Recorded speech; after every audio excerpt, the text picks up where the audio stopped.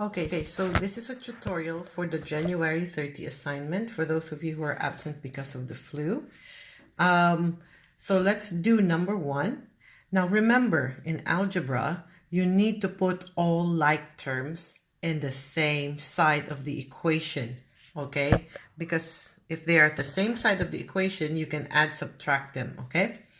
So if you look at this number 1 question, you can see that the like terms are already on one side of the equation. Why are they like terms? Because they have the same variable and the variable has the same index. It's x to the first power. And we know that when the variable is in the first power, we do not put the 1 anymore because it's understood, okay? So simply, we just need to combine these like terms. So minus 4x minus 6x is equal to minus 10x. Okay?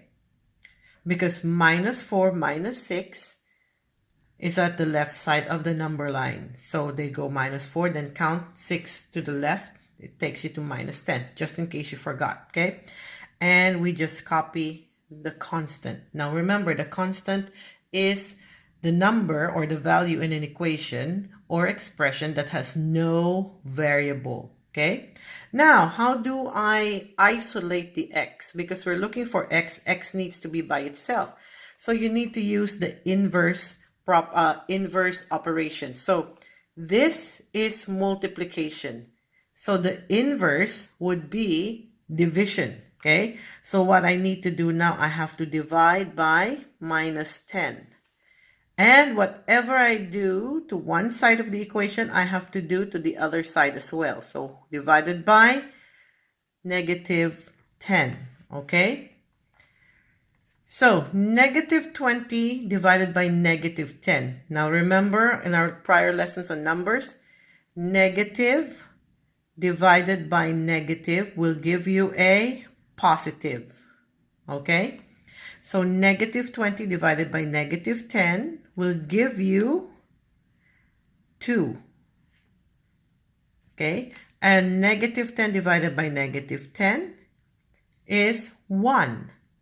Okay, so this is 1x, but since it's just 1x, that's the identity property. Any number or variable multiplied by 1 is itself. We do not need to write the 1 anymore. So in this equation, x is equal to 2. Now, the important part and the wonderful part about algebra is you can already check if your answer is right or wrong before the teacher checks it. So what do you need to do? Simply, you just have to substitute, because we're doing checking by substitution. Okay, this means you just substitute your calculated value for x to the x's in the original equation. Always begin with the original equation. Okay, so the original equation is negative 20 minus 4x minus 6x. So negative 20 equals minus 4. Okay, and we substitute the 2. Okay, minus 6. And you substitute the 2 again. Why? Because we said x is equal to 2. Okay? So this becomes minus 20 equals minus 4 times 2. Okay? Remember before, negative times positive is a negative. So minus 4 times 2 is negative 8. Minus 6 times 2 is negative 12. So negative 20 is equal to minus 8 minus 12, negative 20.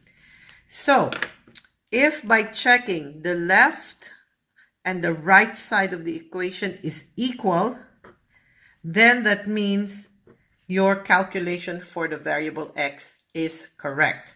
That's why it's always required that you check by substitution. Second, it would be a good idea to solve it by a column, okay? Because you can put all the like terms together and you can immediately do your calculations instead of putting it at the side, okay?